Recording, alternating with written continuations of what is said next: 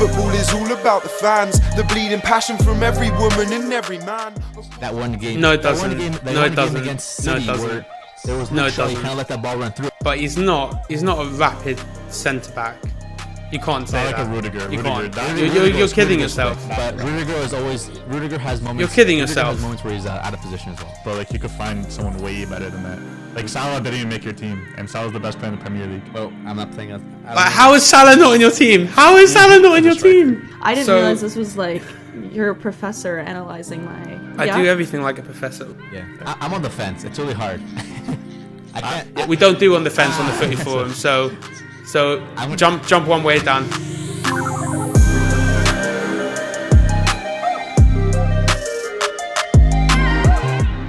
Okay, hello, welcome to another episode of the Footy Forum, and as you can see, Alex and we are not alone today.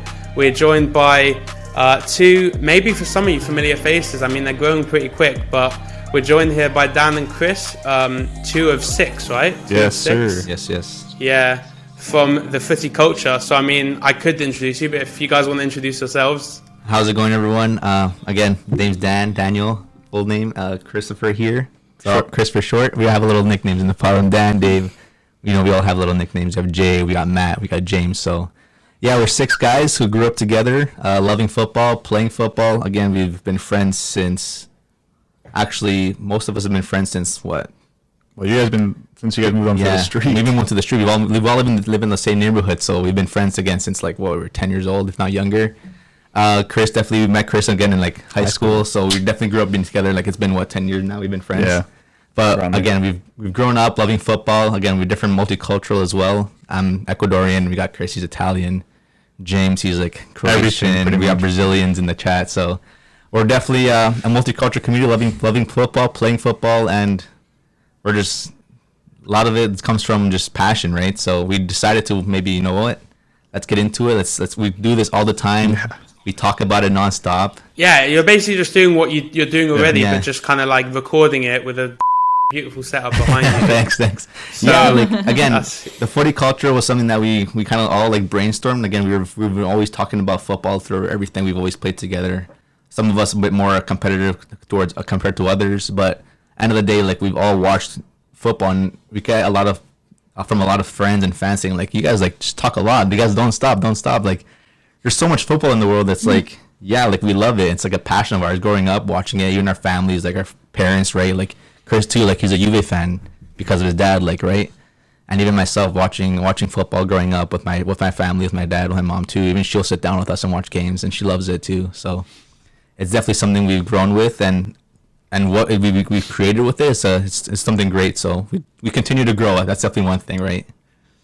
Yes. Oh yeah, 100%. These guys are going fast, but I think, as you can see, they know what they're doing. If you can see behind bar setups, they got a beautiful setup. It takes time. It's all in person. Yeah, I love the vibe. They bounce off each other. It's sick. If you haven't checked out the Footy Culture, go do it already. If you're from the UK and you're looking for something a little different, definitely go check them out, because they cover all sorts of. They cover the Premier League, of course, but they cover European football.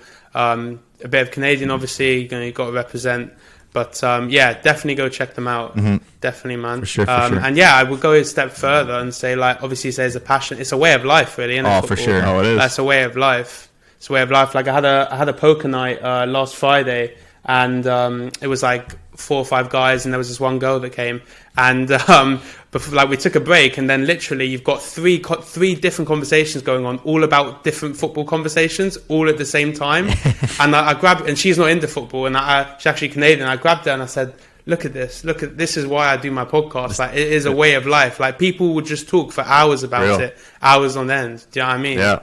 So it is amazing. But yeah, I mean, without further ado, let's get into it. So I think the first thing I'd just love to kind of hear your guys' thoughts on a few kind of trending topics in the Premier League. So I think the first thing, which is obviously an ongoing thing, the Newcastle takeover. What was your guys' thoughts in that? Is it something you guys have talked about a lot? We have, but we're on the fence. It's gonna bring Newcastle to new heights, but on the other end, these transfer values of players are just gonna skyrocket. Just like when you saw Man City get taken over, you saw PSG get taken over. You see these prices.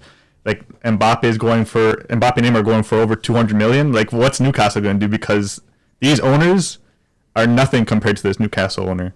So I'm kind of excited to see what they do, but I'm kind of fearful because it might, like, all these teams that doesn't have as much money as them, they're not going to really be able to compare with these teams, in my opinion. Yeah, no, for sure. Even growing up, like, Newcastle's always been a team that, like, even you knew about, but you never, like, really followed unless you were actually a Newcastle fan Geordie. or a Geordie, yeah, as you can say. But even, like, watching movies like Goal, or, like, the team that Santiago was playing for was Newcastle, like, oh, like, Newcastle, right? So, like, you definitely knew about it, but unless you're a Newcastle fan, you don't hear much of it. And they were fortunate enough to be staying in the Premier League First Division for so many years, and, like, you can see now, like, they're having some trouble.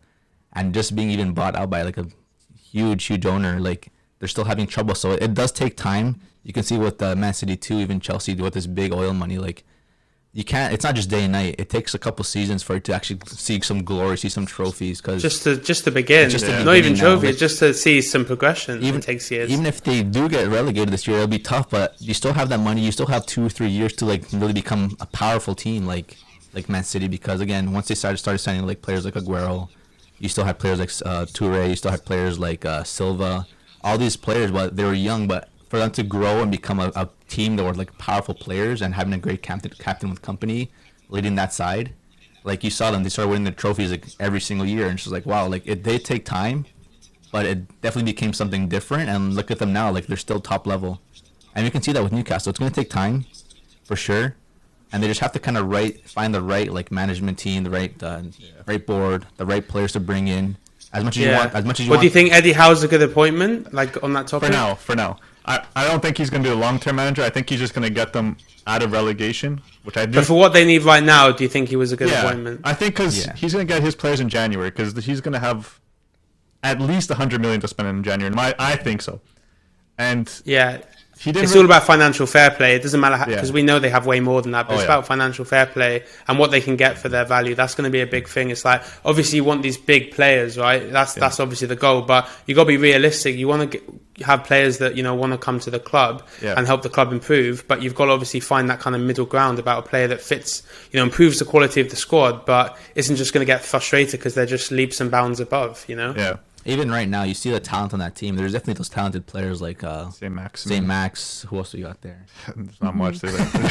Callum Wilson. Well, I said on our first episode the other week, like, I said on our episode the other week, the other problem you got is another way to kind of boost with the financial fair play is by selling players, because that's direct revenue that you can then go and spend, but their players really aren't worth much. I said that last week, John Joe Shelby's worth like a packet of Quavers, which is obviously a very popular British packet of chips. You know what I mean? So, like, that's all they're, you know, they're not going to get much, really. They're not going to get much, but even with the fair play and whatnot, and having to spend the money properly, like, you see teams like PSG, you see teams like Man City too, like, they've had a lot of problems with, like, the UEFA and, like, all the spending they've been done, and they walk just through it. They find ways out. Even having that little thing with them not being able to play Champions League the year following, or them losing points. We always hear it, but nothing comes out of it. So again, I feel like money is where it kind of talks. So, like, as much as you have that money, as much as UEFA is going to say you get all these bans, you're not going to be able to do this, you're not going to be able to do that. You should pay a couple people off, and you're still going. Yeah, 100%. 100%. Alex? For sure. Yeah. I think it's back to this idea of, like, culture. You guys we're talking about it's a lifestyle, right? Like, I think you need 3 seasons if you're gonna build a whole new program. Yeah. I think you need like, someone's gonna come in, Yeah. shake it up. Yeah. Then you've got a season where you're, like, actually building. You've got the players that the manager wants. Like, you're building that culture, and then that third season is when you're actually going to see any kind of change. Yeah. Even teams now, like, they're always building that culture we always talk about. Even, like, culture is everything. Like, even now, like, with Man U, right? I can always relate. So they lost Ole, and, like, even bringing up this new manager now, like, he still has to build a relationship with the players, and even the players sometimes too. Like, they don't have a relationship with each other because, they're new and whatnot, but maybe the manager didn't really involve these newer players into the team. Sometimes you see players like Donny or them, like, walking into training, they're kind of alone. You always have this little group of friends that speak the same language or have the same nationality. But you always want your team to kind of be united and in sync. Like, even Xavi right now with, like, Barcelona, like, everything needs to come together. Everyone's doing the same thing together. Everyone's being a group. You need to build a relationship. As much as you're going to definitely be spending a lot of money in the future with like Newcastle, you got to make sure all these players you bring in are players that want to strive and are looking for the same kind of goal. Because at the end of the day, it might not be tomorrow, it might not be the next year, but it's going to be sometime soon. And if they're young, then they're definitely going to be pushing forward and looking for that goal, right? So it's definitely something that's going to take a long time. And maybe you can keep those players like stars like Allen or Messi, Saint Maximum, and to be like that, you know, that captain that leads the team, because he's been there for so long. He's been there since from the bottom. He's going to start building his team up with himself. So you need the players that have that vision. You need the team that has that vision. You need the manager that has the vision and the board, right? So as much as you have the money, sometimes money doesn't really buy everything, because you can see with PSG, like you have all these players and sometimes they're still struggling. Even in Champions League, you expect the most out of all these players. Well, you have a manager like Pochettino, and it's like, is he the right fit? So yeah, exactly. Well, to touch on that point, I mean, at the end of the day, the reason why, if you look at just the quality on paper of squads and make a Premier League table out of that, or whatever, the Champions League, whatever, and ranked it, it never comes out exactly in terms of like best quality to lowest. And the reason is because it's a team sport, right? So it never works out exactly that the individual pieces is what comes out as the total. It's all about what you can get out of your team, and to be elite, the team has to be better than the sum of its parts. Mm-hmm. Yeah, if that makes sense. So if you add them up individually, that's why Leeds did so well. I mean, let's not talk about them this season. Yeah, please. But you'll find the conversation season, always goes this way. Yeah. I'm sorry. I just like bringing my boys up sometimes, showing some love. Well, no, but it's a fair point that like last season, right? The team in terms of quality was like, bottom 5, maybe even bottom 3, you could argue. But what Bielsa did is he develops a culture and identity for the team that allows them to be far, far greater than the individual pieces, and the team itself was much, much higher than the sum of its parts. And the same goes for Newcastle. They have to find pieces that strengthen the squad more than just an individual would, if that makes sense. Yeah. And that's exactly to your 100%. Point, Dan. The only thing with I know, like your point with Leeds, like they did so well last season they overachieved, I would say, because Bielsa got them to give 100% every game, but they had no depth. So when you have no depth, they tend to burn out a little bit, and you can see it this season. So you want to talk about Leeds now? Okay, that's what yeah, you can see it this season. I see you. Now, if you go over to a team like Chelsea, who has, I think, the best depth maybe in the world. It's ridiculous. Their depth is insane. It's a joke. They all play for the badge. I don't know one player that doesn't play for the badge. Tuchel has his team. He has his team playing, and they have two whole squads that could be equally as good. Two competitive, because when you have a coach and identity, the pieces they just sub themselves in. Yeah. And you're always going to have a couple star players, but on the most part, you can bring in any player, you name it, like Ruben Loftus-Cheek. Yeah. I'd say Kovacic is ahead of him, right? In terms of that position that Kante plays, you've got obviously Kante first choice, then you've got Kovacic, and then you've got Ruben Loftus-Cheek, and he's like Do you know what I mean? He's such a phenomenal player, but that just goes to the depth of their squad. Insane depth. Like, they really have Lukaku. They're benching Lukaku right now. I know he just came back from injury, but he's been on the bench the past 2 games because they're performing so well. They have Azpilicueta on the bench. Like, the depth is insane. But yeah, you need a full team to be prepared to play for that badge. If not, it doesn't really go anywhere, because I still think exactly. Yeah, you need that manager that brings out the team to perform. Even going back to, I forgot what year it was, but the year Leicester won, right? So like you have all these players that are like 2015. Not no names, but like you have these players, even Vardy too. Like just bringing the league to storm with like all these goals, all these definitely these numbers that the club was bringing, and for them to like come out and just win the league with these players like that, and then you got players like Mars who are like outshined and like definitely got bought the next season. But look at them now; they're still thriving. They're still making their great purchases. They're still having the team still together, because I feel like they have one of the strongest culture when it comes to football, because they're Leicester. When it comes to their actual owners too, like they bring the culture and the community together. Oh, 100%. 100%. It was so sad what happened. Yeah, even with the passing of the owner there, and now his son in charge. You can tell last year when they won was it FA Cup they won or Carabao? Yeah, they won something. Yeah. They won something. Just even bringing him down to the team and taking pictures with him, and him showing the respect to the fans all cheering for the new owner, and even just giving it all, because they bring the whole culture and the community together, and like The fans, the players, they all know this, and them now even putting their money into the building their academies. I'm not sure if you guys saw, like, they're building all these new training grounds and facilities that they're gonna start building from the bottom up now, because that's one thing you definitely see these bigger clubs where, for them to be so big, they have a strong academy team, they have a strong development team, they have a strong facilities, they have strong development programs where these smaller teams don't really have. So that's one thing that Newcastle definitely has to push forward, is don't just spend that money. I like how he went full circle in there. that big purchase, because that big purchase might help you the couple weeks, couple days, couple years, but if he's not happy, if he's not getting trophies, he's going to be leaving the next couple games as well, right? So you need and you got to build a coach and identity, because that's going to be your kind of selling point to bring players in. Yeah. You need to develop that, because all the teams that have made that progression, Leicester, West Ham, the likes of them, they build a coach and identity before they increase the quality of their squad. Every time. You got to make sure that's every time. You got to make sure that's solid, because you can tell now, comparing it to teams like Barcelona, one of the biggest teams in the world. They've been so corrupt when it comes to their board that look at them now. They're really they're taking it really hard.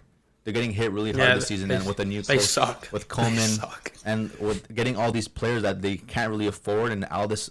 They might drop to the Europa League for the first time. I believe it's in 26 years or That'd something. All that needs to happen is Benfica to beat Dynamo Kiev and Barcelona to not win in Munich. I mean, that's very, very realistic. We have 3 Barcelona fans. I really hope that happens. That'd be amazing. We have 3 Barcelona fans in the pod. So I know. I can in the Footy Culture. I can see the jerseys and everything in the back. That's if that happens, I'm tuning in for that. I'll tell you that. My brother's one of them. So even then, they always do have their big takes with Barcelona, and even coming down and saying it, like, I called it from the beginning, like, they're not going to be that great this season, and it's always having that hopefulness and that hopefully they can do something, hopefully they make top 4. But again, it comes down to the way the whole club is managed. They had a great run of games, great run of seasons for like a decade. Great players, great club and whatnot, but then they started progression was going down. They weren't progressing at all. They started splashing their money like. So that's definitely one thing. Like, the board needs to be the strongest part of the club, because as much as some players might come in and might not perform, okay, you know what? That we tried it out, it didn't happen for us, and let's look different ways, right? As long as the board and the club is kind of strong, sometimes the players just kind of wake up and play for the club and play for the badge. So that's why the players need to really sometimes you got to pick the right players, and you kind of always give them that timeline. Hey, like, we're signing you now. This is what our dreams. This is what we're looking forward to. This many years, we want to become this club in this many years, and what we can that's what we say with Newcastle, right? Like, they're a big franchise. They're a big known team. You'd hate to see them get relegated this season, but we know in 5 years from now they'll probably win the maybe the Champions League, but maybe the first of the league. Sorry, make top 4. Make top 4, but maybe 5 years from now. I'd be careful to say that, because I know the owners are really, really rich. But you look at Everton. They've spent a lot of. You have to get it right. City got it right. They slowly built. It was progressional, and it took time. Especially, like, they still haven't won the Champions League. I mean, they've done everything but they took a long time before they won their first Premier League title.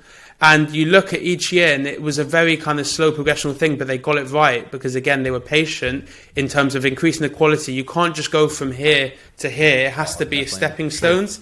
And at the same time, building coach and identity that I've got to say I respect them for, even though it is a fat injection of money.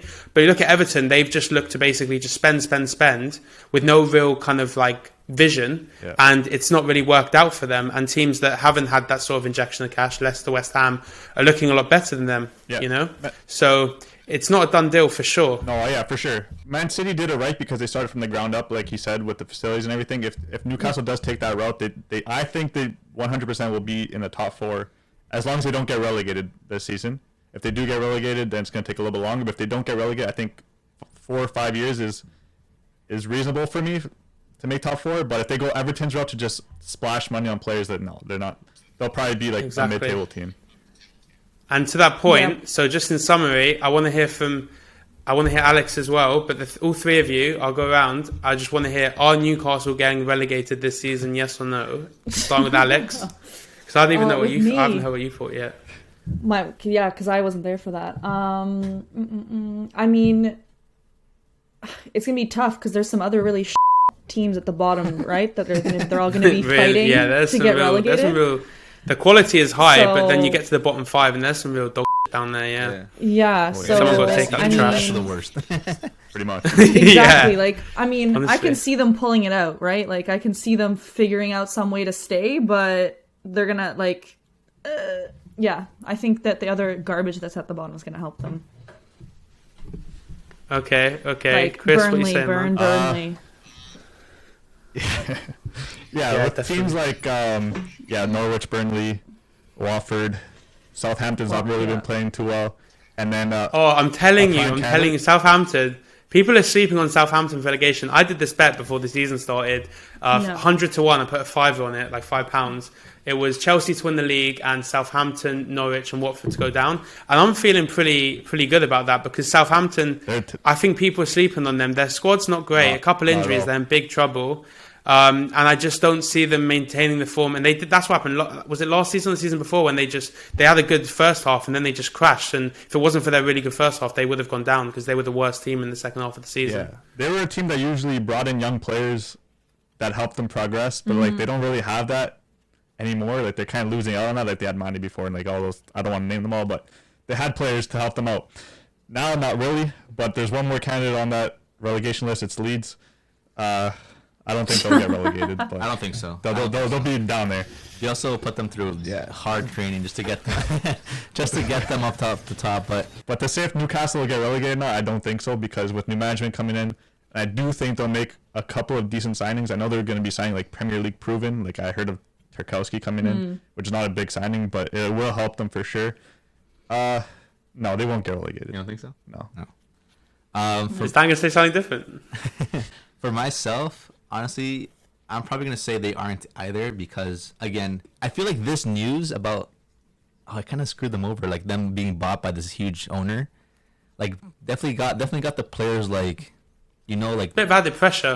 because like I need to start performing and I need to start showing that I deserve to be on this team because a lot of the players know like you're not it. You're not going to be here next couple months. You're not going to be here next season. As you said before, they're not playing for the badge They're anymore. not. And the only player that you can say maybe is Maximum as well. Like I'm going to keep mentioning it, but even I'm not sure who the coach is, their captain, but like even Shelby, that one game he got brought into like second half to like being subbed in and getting a red card in the next 5 minutes. It's like you're not playing for the badge because at the end of the day, like these players, they know it's not. What am I doing here? Like, what am I going to play here for? Because you know what I mean. As much as like players need to still perform to be, as much as they're not Newcastle players in the future, they're footballers. They're still going to want to play for the. It's a championship squad. At the end of the day, it's a championship squad. You From when they came up, they haven't really done much. And these players too, they're not showing what they're worth. And as much as they are going to get some couple signings next season, starting in the January transfer.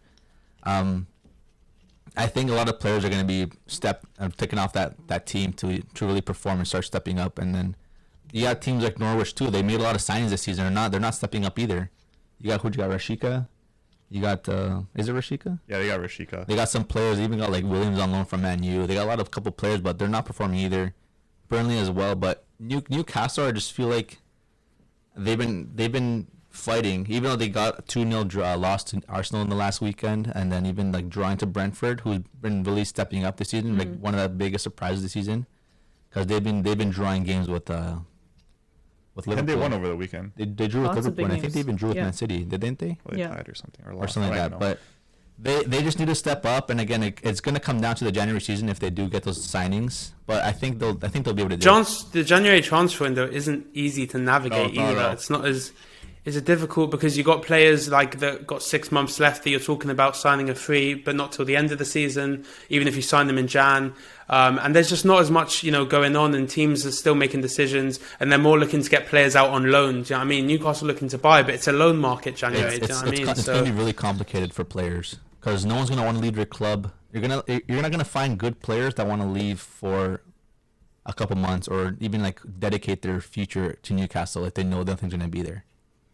Yeah, and also let's say they sign like seven first team quality players. They're not going to just start a new squad with all seven. It's going to take some time to integrate them, and then that could be like you're looking at the end of February, early March, and suddenly there's two and a bit months left of the season. So I'm going to be a bit ballsy here and say that I can really see them going down, even though for my bet it's not ideal, but I am concerned because I didn't think they'd be where they are now. Because obviously if they were kind of hanging around kind of 17th and that, I'd have a lot more confidence in them doing just enough to stay up. But they're right, they're right at the bottom. Yeah. I don't think people saw them being right at the bottom going into January. I think people made it on the assumption that they'd be hanging around the relegation, but not rock bottom, because let's all face it, we all thought Norwich would be, and who knows what Dean Smith's going to do there. So, I mean, I get what you're saying, that there's, essentially there's other teams that are really but Newcastle are really right now, and without the guarantee that they're no longer going to be that, which I think is far from a guarantee, again, because of the market, because they're not just going to immediately chuck these players on the pitch, and the fact that they still need to build a culture and identity. I can see them going down. Yeah. I'm on the fence. It's really hard. We don't do on the fence on the Footy Forum, so jump one way down. I'm gonna say they're gonna stay in the Premier League. They're gonna stay first. But okay. Watford's gonna get relegated. It's gonna be so hard. It's gonna be so hard. Sweet. Well, one more conversation before we get into the fun bit. And essentially, I just want to hear your thoughts on, obviously, Man United. I mean, it's one of the biggest stories coming in the Premier League at this moment. Van Dijk just got confirmed till the end of the season. Just kind of your thoughts on what's been going on there, with Ole kind of staying, getting sacked, and all over the place. And now this kind of Carrick going in as the interim, as we've been saying here. I don't know what you're calling it there, but he's actually been called because Van Dijk's going to be the interim till the end of the season. On TV, they've been calling Michael Carrick the interim manager. So it's been a bit wild. So your thoughts on all that, and yeah, for sure. Anything along those lines? It's been a couple months now. Like, we've been having to deal with the Ole. As much as we did really, really, really, really, really well last season, like more than I expected, coming in second place was like, wow, like great for them. Like they definitely had the players to do it, but we were fortunate enough that teams like Liverpool were missing players like Van Dijk. They weren't really, really playing for the badge as much as they were playing the season before. You had teams like Chelsea who had a really, really hard start to the season with Lampard, and then being taken second half with Tuchel. Like if Tuchel was there last season from the beginning, Man U definitely would have been second. Man City would have had more competition for first as well. But it's just that one player for Liverpool as well with Van Dijk. Like last season, we were fortunate enough to get that second place position because of the way the other teams in the league were performing as well. As much as Man City are definitely going to be top level, they have the players, they have the depth as well, and they have the manager to do it, right? So, and then when it came to this season, now you have Van Dijk back. You have Tuchel from the beginning, just showing the results. You still have them with big players now with Lukaku on the team. You have players like they're a great side. They're a great side, even with players like Ziyech playing a lot more games now. You have what else is there? But like Werner still, but he's not bad. But again, you see Tuchel from the beginning, like he just has that difference right with the club. So he's definitely to push forward. But Man U this season, it just hasn't been it for me. Sometimes you say you bring Ronaldo in, oh great, we have Ronaldo, and you can tell Chris first. He's the one to say it. Like sometimes bringing Ronaldo to your club at this age isn't really the best thing for the club, because sometimes even with Juventus, right, when he was there, like he was saying, like the club plays around Ronaldo, and even Juventus, as much as they had some decent players around him, Ronaldo can't really do everything by himself. So they're kind of like pushing too much on the Ronaldo agenda for the club. So we have the depth this season. We have the players, but I feel like Ole was just unfortunate. He just got lucky last season. But if you look at those performances, it was literally Ronaldo popping up and scoring. It wasn't like, they were playing really well in the Champions League, but something wasn't clicking in the league. No. It was just Ronaldo is just the man. He's just made for the moment, really, and he just showed up in those moments. Like it was not pure individual brilliance, but kind of just like a player who's just beyond world class. His clutchness, being able to pull out the bag, clutch factor, like clutch. Just being, best athletes in the world. The clutch. We were down 2-0, and he ended up scoring like 2 ridiculous goals to end up coming out and winning the game. Right, so like it just moments like that where Ole just was fortunate enough that he was able to be in that club for that long. But at the end of the day, like I don't know if I can say I'm happy that we kind of waited a little bit, because I don't know if Kante was also the best substitution for him. Because even now he's having a little bit of difficult time with Tottenham, with Spurs, right? Because they've been lost midweek against what team was that they lost against? Mm-hmm. I guess some sort of European team. it was a Serbian team. Yeah, but like I feel like this route we're taking now is a lot better, because we kind of do need that kind of refresh. We don't want to go in the same route where Barcelona is right now, where We try to get the next best thing, but end of the day, like we're not fixing the problem, right? As much as we can say the board is the problem and whatnot, we just need to come down to it where we need to make the right signings for the future. We have a little bit of depth now. And I can always say from the beginning that my biggest problem with this team is the defensive side of the pitch, where we have Maguire making mistakes every single weekend. We call him our captain, and then he gets a red card, and Ole's giving him a high five. Oh. You know what I mean? We shouldn't be seeing that. We shouldn't be seeing that in any level of football. I want to see that from like younger kids. Like no coach should be happy. No coach should be happy that you're, or like, you know, it sucks. Yeah, but like when I saw that, I'm just like, no, that's it. Like I can't see that anymore. And Maguire's been making mistakes all year long, causing a lot of problems in the back. Even the midfield too. Yeah, even the midfield too with Fred and McTominay. It's just not there. We have the talent going forward, but hopefully with this new management, hopefully with this new style of football, it definitely is a little bit different. Because when it comes to Ole, there was nothing. There was no style. There was no like, oh, let's go watch Ole football. It's like there's nothing there. There's no creativity. There's no build up play. Yeah, I feel like for me, like Yeah. Like for me, I felt like Ole he came in to kind of repair the wounds that Mourinho created in the group, you know, like not create a style, just like get players like we talked about this in an episode last year. Like Luke Shaw was talking about how like Mourinho destroyed him like as a player, and he needed to get out of that situation. Terrible manager. He needed to get out of there, and he couldn't play anymore under that manager, you know, and it was going to like take him out of the sport almost kind of thing. Like there was some statement he made, and it was almost like, you know, Ole came in, kind of, you know, patted the players on the butt, got some confidence back, made some people like, you know, enjoy the sport again. But it was like, you don't need 3 years, you don't need 3 seasons of that. You need to move on. Like he helps the team transition away from Mourinho, and then you find a coach or a manager that you want to actually create a culture at your club. And like you're saying, find a manager that's going to create the style of play that Manchester United wants to be. Like they just drew out this like the cheerleader coach for too long.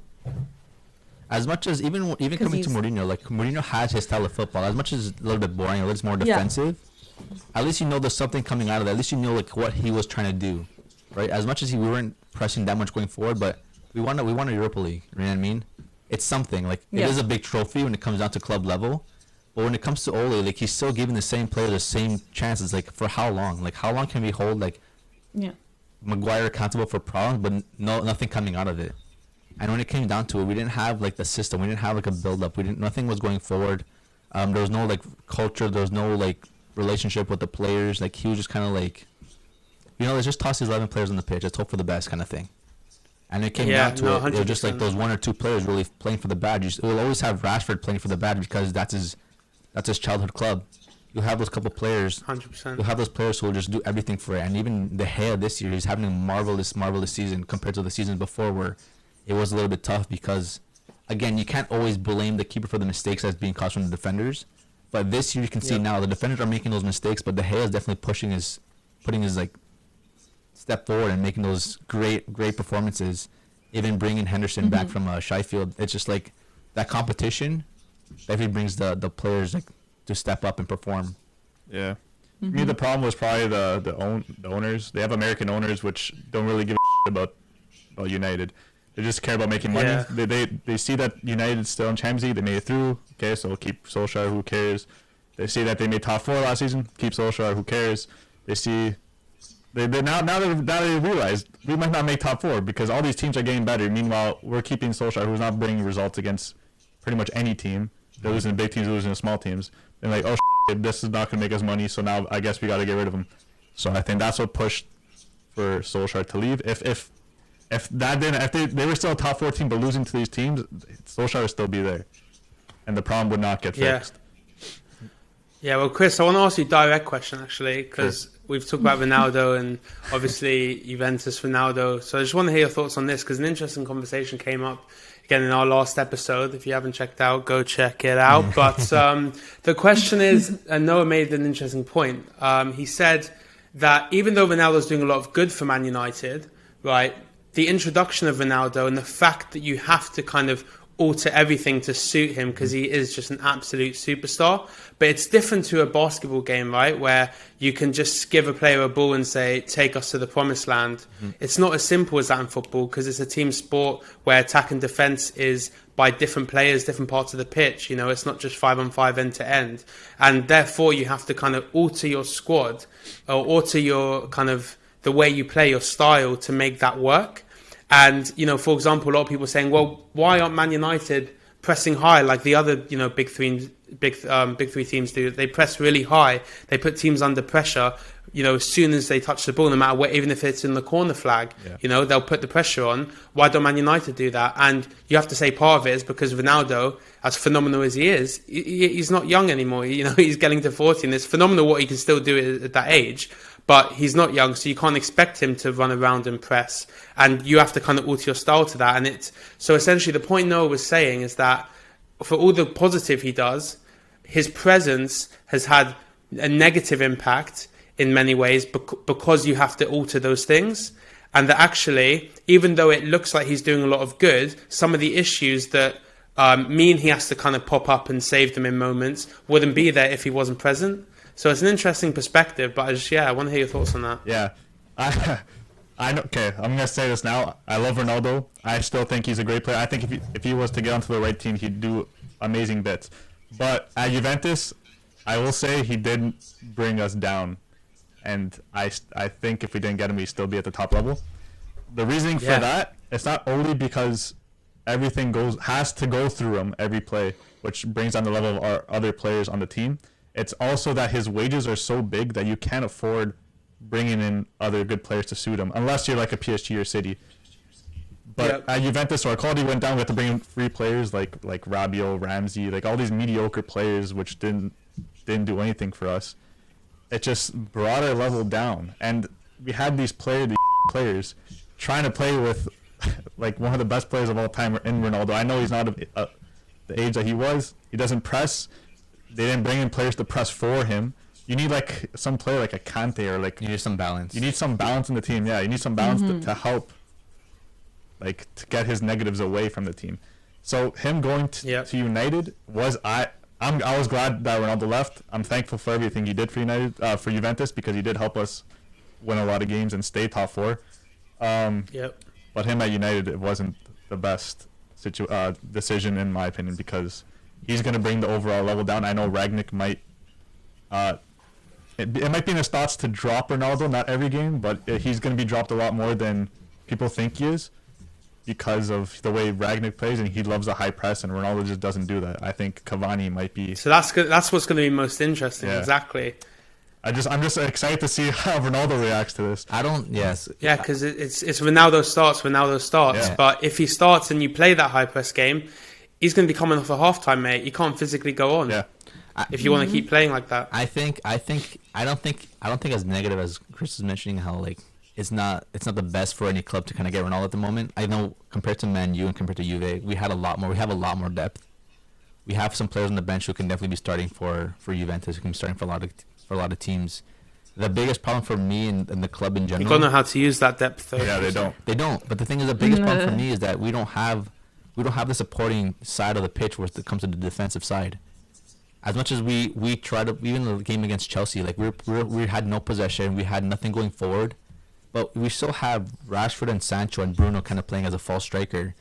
But when it comes down to it, there's nothing coming forward. As much as Rashford and Sancho had those chances to go and press the ball, make those crazy runs, even that goal that Jorginho made a mistake with, we had that high pressure in those couple moments. But when it comes down to it, when we recovered balls, I didn't see any moments where we had it for more than like 5 or 10 seconds, and not because it can say it's because of the opponent we're coming against with Chelsea, because they love to pressure.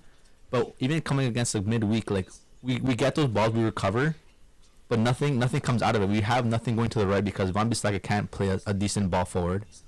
We have red midfield with McTominay and Fred, who lose the ball every single minute they touch it. Shaw's injured, but Shaw has not been the same since the Euros. Now that we have Telles on because of the injury, but even with the back four, like the defensiveness with Maguire, like nothing goes forward. Even when it comes to the mistakes, he always pressures too high, and then all the other players have to recover from him. But it's from both sides of the pitch. I feel like as much as we want to go forward, the biggest problem right now is defensively. Even getting players like Varane to support in the back, but he's injured. Like, we can't really expect much from a player who's going to be injured for most of the season. We still have players like Lindelof and Bailly who aren't really what we expected to be at the level we bought them at. But as much as they're still great players, we still have nothing going forward. As much as Ronaldo is getting older, we do have the players, we have the youth to kind of pressure and apply that attacking pressure going forward. They don't, though. You don't think Rashford or Sancho? No, but like they have great players, but they have too much depth in the wrong positions. Like they have depth on the wing. They have depth at center back, I guess, and that's about it. Yeah, but Chelsea have the same depth in terms of like attacking options, but it's how they use it is so much more effective. But they also have depth in the midfield, which makes a huge difference. United don't. The depth that Chelsea have is they have a strong defensive line. We have 3 strong center backs who kind of trust each other. Last game, you saw Thiago Silva, who was kind of like playing solo defender because Rudiger was stepping up. He was taking a lot of chances. He took a shot on net, hit the post. You had he's got a bang. You had Collab on the other side who was pressing up. Like they're kind of playing as like right backs and like left backs. Meanwhile, you have Reece James and Alonso playing as left mids and right mids. That's the thing. Their style of football is amazing, but even with Rudiger and Chalobah, like Chalobah too, he's an academy player. He's stepping up this season because of the formation, because of the style of football they play. Even Rudiger, he was literally nothing a couple years ago. He was literally a bench player a couple years ago. But just because of having those players around him and having a strong captain with Thiago Silva back there, who can talk to his team and tell him what to do, Maguire would never be able to do that. If we ever decide to play with 100% we tried the 3 at the back. The 3 at the back made us even worse with defensively because you have three defenders who, one is strong with Varane. He got that one game. I think he got injured too. But you have Maguire, who's the captain, who can't even like. I don't even hear him sometimes, or even see like him instructing his team. He's making his mistakes. He thinks he's able to do whatever he wants, and then you have Shaw on the left side who's getting all the hit because he has to kind of support the defensive side. Even Wan-Bissaka, who is making wrong tackles because he has to support more defensively. But going forward, it starts from the back as much as it comes. There's a lot to fix, man. Because the problem should be is that they've got really good depth going forward and they're scoring lots of goals, but they're also conceding lots of goals. So they just have to address that at the back. Yeah. But the problem is both sides.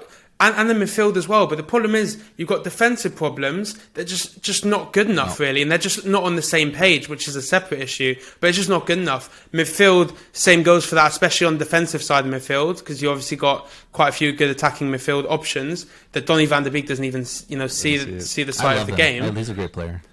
And they're just like ruining his career, which and they're hurting themselves because his transfer value is crashing, by the game. But then you've also got the problem that they don't know how to use their depth up front. So rather than having one issue of like, okay, we need to just sort out kind of the defensive side, they've got 2 issues because they're not even scoring enough goals because they don't know how to sort out the depth and Ronaldo fitting in Ronaldo and there's just so many problems for Man United. It's a lot of problems. We have the players, but it just came down to the management. That's why I feel like now that Carrick had these 2 games, he had a good results. Even drawing with Chelsea was a really great result.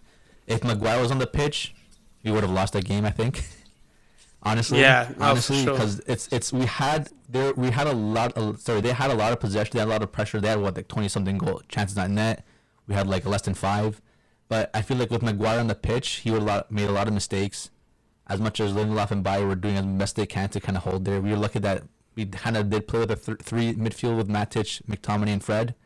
But again, when it goes coming forward, we just don't have those outlet players who kind of create the middle, the defensive to the attacking side player. Because as much as you can put the blame on Bruno's not gonna. You don't expect Bruno to come down to the 18-yard box, recover a ball, and start playing forward. Because end of the day, we need those players to be on the pitch, stepping high to kind of apply that pressure going forward. And even Bruno now. Bruno has been making mistakes. Even against Chelsea, he's been having so many bad he's a shadow of himself. He's been putting himself away. He's making poor decisions, poor options, and it's just like Ronaldo when he's on the pitch. Sometimes it's contagious. It just gets contagious, I'm happy Sancho's getting on the goal sheets now. He scored 2 goals in the last 2 games. Slow down, Cowboy. He's being a little bit more creative on the pitch, but again, it takes time. We'll see what. Yeah, but that goal was a gift. I mean, the whole Chelsea. I think the Chelsea game summarised the problem of where they're at. I mean, a game Chelsea Man U in terms of a blockbuster, like on paper, it should not be a one-sided game like it was. I mean, it was shocking. I mean, I'm pretty sure Her Majesty's police are on their way to arrest the whole Man United squad and their manager for daylight robbery. That's at least 5 years, because that was just how they scored that goal and got away with a draw. I mean, I know. I do not know. The penalty too, man. The penalty was rough. I know it was definitely a penalty, but I know we were fortunate enough that those chances that they were creating were not going on target, and De Gea was making a great performance again. So. Yeah, no, I was gonna say United's like it's a triage situation, right? Like you've just got to go in and figure out what's bleeding the most. What's bleeding the most, and then deal with that. And I agree with your point of like, you know, it's crazy to see the confidence or just the risk that your forwards are willing to take when they have confidence in what's happening behind them. Like they'll be willing to make a mistake if they know that person's got my back. But right now, no one has anyone's back. So. But going to our point about Newcastle, you know, it doesn't feel like the players are playing for the badge here. It really doesn't. Like Wan-Bissaka just looks disinterested, mate. He just looks so. He's a class player, especially on the defensive side. I mean, he looks a bit lost going forward, but he's one of, if not the best one-on-one defender in the league, I think. But I mean, he's getting beaten way too easily, and I've seen him play, and he's not old. I mean, he's still pretty young. So I mean, that's not an excuse. I mean, he just looks really disinterested. Look, I get why they brought in Ollie, and he helped kind of reset the culture. I wouldn't say like change, but maybe reset the culture. And maybe from that perspective, it wasn't a complete fail bringing him in. But we saw it with Frank Lampard. I mean, if you bring a legend of the club in without the experience, he had Cardiff, right, who got relegated, and he had Malmo, right? So he didn't have a resume that warranted the Man United job. And when you and the same with Frank Lampard. I mean, he was a Derby, and that was pretty much it. But that's why I think when you look at Steven Gerrard, like he's building a very, very strong resume that, whenever Klopp does decide to move on or step down, whatever it may be, I think Gerrard will make a perfect successor. Not just because he's a legend, but because of the experience he would have gained. He did phenomenal Rangers, but now he's getting kind of amazing Premier League experience playing for a team who have an increasingly strong squad that's getting stronger and stronger, and should continue trying to challenge for that kind of definitely top half, but if not like top 7. Once he starts getting that experience and starts learning, because they're not going to win every game, Villa. I mean, he's got a good start, but you start learning how to bounce back and things like that, and the challenges that the Premier League's a different league, mate. It's a battle. Definitely. It's a battle. Some games you got to play football, but then you got up a team against Burnley and they'll beat you by not playing football. I mean, it is a battle sometimes, and you got to know how to adapt against different teams. I think that's what's beautiful about the Premier League. So once he gets that experience, I think he'll be ready for the Liverpool job. But Ole was not in a position to be ready in terms of trying to actually have success. And that is, at the end of the day, over time, why he got far, but he always fell short. Because they never won anything, because he never had that, second place in this, finalist in this, semi-finalist in that. That was always the story, because he didn't have that experience to get them over the finish line. He got them close, but never over the finish line. And I think that's why, we could start talking about the future and potential, but I think that's kind of something we'll see play out, over time. But I think whoever they bring in starting next season, I think it's important to make sure it's someone who is a serial winner. And I know Poch has been in the conversation. He's a great candidate because he's shown that he's got the experience now. I know he hasn't got the resume in terms of success and trophies, but in my opinion, he's got the experience to learn from those in the past and actually go on with a very good squad to actually go and win something with a huge club as well. He's definitely he's definitely an option, but again, it just comes down to having that manager who has like a style of football, who has something to bring to the club. When it comes to Pochettino too, like when he was at Tottenham, now he's at PSG, like there's just something about him. I don't know, like what is Pochettino's style? Like, is he defensive working? Is he high press? Is he definitely creativity? I think he's high. I think what it is that, sorry to cut you off so quickly, but I think he's, just to address your point, I think he's high press because you saw that against Tottenham, and I think against Tottenham he built both a culture and an identity that saw Tottenham really, improve in terms of what they were competing for. Suddenly they're competing for Champions Leagues and top 4, which we didn't see before that. And I think he built something there. And I think he did an interesting interview, last week about how he said, when you come to PSG, you adapt to them. You don't get them to adapt to your style. And I think that's the problem with Poch at PSG. Yes. I think that's the biggest problem. But I think at Man United, he's got an opportunity at an arguably just as big a club with, a similar amount in the wallet to really actually build something where he puts his own impression, he puts his own stamp on the game like he did at Tottenham. I think that's why it would be a good fit. It's definitely true, because as much people say, like, Pochettino isn't it, or in PSG, it just comes down to the player. Sometimes they don't even play for the manager.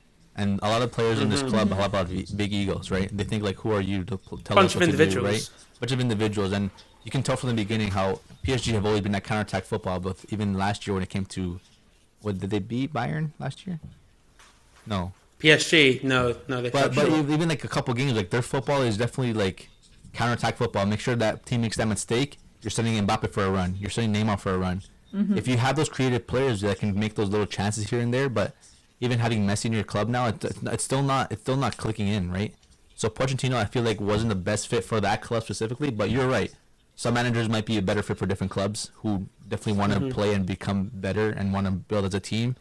When it comes down to players being individuals and think they're better than whatnot, you're right. It did come down to maybe Pochettino making the right decision for himself rather than the club making the best decision for the club. So, if you're still with us, it's definitely worthwhile, because this is the fun bit now. So what we're going to do is we're going to talk about each of our Premier League 11. Now, that's not just going to be like, the best 11 players, but we're also factoring in formations and style into the team that we build, and basically just going to try and decipher and split and actually hone in on each other's teams, try and see if we can get someone to break down.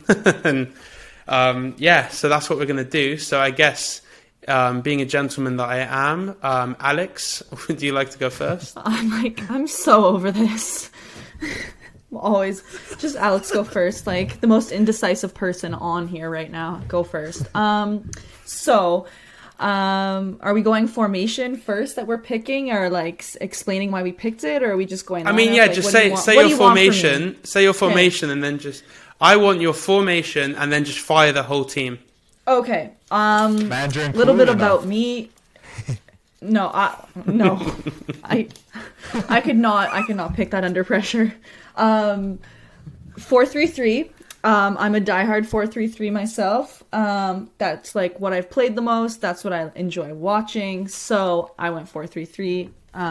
If you knew me, then that's not a very creative choice, but it works. So I've got Mendy in the back. I've got James, Alexander-Arnold, Van Dijk, and Diaz.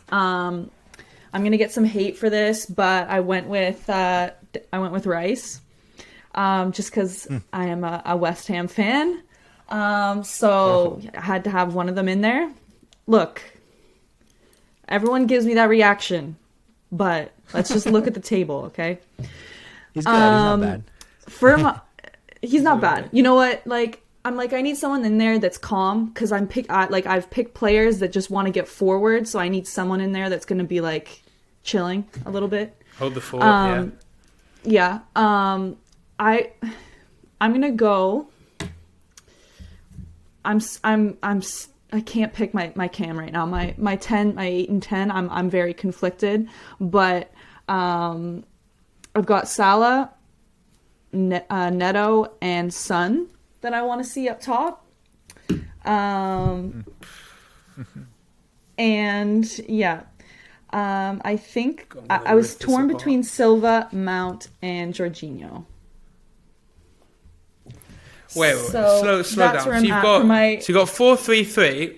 Yeah. You got 4-3-3. Okay, I got a couple questions off the bat. So let me just get this straight. So as expected from you, yes. Yeah. So maybe it was the order you said it, but I assume you've got Arnold right back, Dijk and Diaz in the middle, and then James left back. Have I got that right? Yep. Yeah, so, right, let me just make some scribbles, because you've... I didn't realize this was, like, your professor analyzing my thing here, but okay. I do everything like a professor. Right, so then you've got Rice, CDM, and then who's your two centre mids in the 4-3-3? That's what I'm saying. I can't decide. I think I'm going to go Silva, and I'll go Mount. Oh my. Mount. I know, Messi, but okay. most. And then yeah, up whatever. top, you've I got can Son, explain. Neto, and Salah, right? Jeez. Yeah. Son, yeah. Neto, and Salah. It's fast. Oh Yeah. boy. Oh wait. Oh, I don't even. Okay. No, I can't. It's too. I won't start because I'll just Be make her mean cry. and get it over Boys. with. I don't need to sit here and wait for you. Boys, any start us off? What do you think of her squad? Staying of the squad. I don't like having James at left back. I don't like having. Yeah. Who are your three mids again? Well, Rice. Rice, Mount, and Silva. Okay, that's not too bad. Just besides Declan, I don't know about Declan. I don't know. I feel like he's. Calvin Phillips, if you're gonna have someone play earlier that in our chat, when Morgan mentioned Rice, I heard like a little scoff from your end already, and I was like, oh Yeah, boy, me, yeah. the later part of this episode is gonna be rough for me. Yeah. I don't know too much about Rice. That's why she wants to go. She wants to jet off early. She didn't want to do this bit. And I don't know It's okay. if it's my best 11. I don't know if I would throw Son up top and then Neto on the wing. But hey, Yeah. it depends on your playing style. If it fits, it fits. It depends if you're coaching that squad for glory. You know, if you're able to create Yeah. the magic with that team. I would then take $100,000 a week to coach that. No, I like it. Why It definitely is brings a little that? bit different into the team.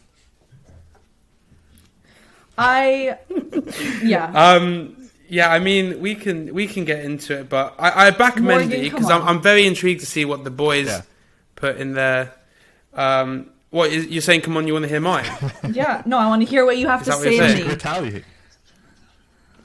You No, I want wanna me hear to what you hit? have to Okay, say. Yeah, if go I'm on, just go. going quick, if I'm just throwing some quick jabs here. I mean, Yeah. Rice Holding. I mean, there's maybe like 3 players I put before him. I'd put probably Jorginho before that.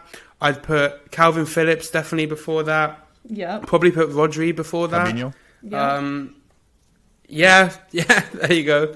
There's too many to count, Alex. I'm sorry. That's okay. And then in a 4-3-3, Mason Mount.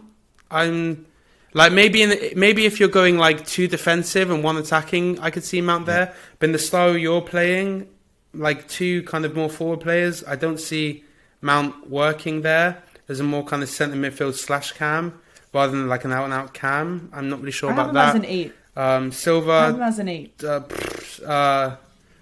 sure. Neto, I mean, there's at least 10 or 20 wingers that I would put before. Yeah, he's a good but player and he's got a lot of potential. he's underrated. A lot of potential. But right now, Underrated. He is. He is, but he is underrated. But yeah, but the thing is, that he's got a high ceiling, but he's nowhere near that ceiling. I feel like I don't Maybe I in a don't couple think years, he's there yeah. yet. He could exactly, but if we're talking right now, I'd go to the doctors. And then Oh. Salah. I mean, I think we've all gonna. Yeah. I'd be surprised if anyone doesn't put Salah. I mean, Chris, he's your brother, so I mean, you don't want him calling. You don't want him calling you up. And then Son up top. I mean, last year I would have put Son in my team, like as a winger, like maybe Salah and Son, and then Kane up top last season. This season I wouldn't put Son or Kane in my team, and I definitely wouldn't put Son up front. Never mind out wide. So I mean, how he's ended up as your striker there, I don't know. I don't understand strikers. I have a hard time picking a striker that I can actually, I don't know. That's not like the glorified. Alex, have you had a tough day? Have you been like drinking a bit? Like No, I haven't. I have not. The same way that I defend West Ham. Yeah, okay. I have a little like, my choices are sometimes a little bit don't seem like the obvious ones. But the same way we were talking earlier, like you got to make like, I don't know, have a culture or have something. Like I don't want to have a bunch of superstars. I can't manage a bunch of superstar like that. aggressive people in my face. I can't do it. So And I, like, a lot of times, like, even as a coach myself, when I'm picking players, like, I need people that are going to buy into what I'm asking them to do. I need people that want to work hard. I don't know. I need people that are going to be okay with not having the spotlight. And I feel like Declan Rice is okay with not having the spotlight. And I need that in the midfield sometimes. I need someone that's just going to, like, win a tackle. And that's good enough, you know? Mm-hmm. Okay.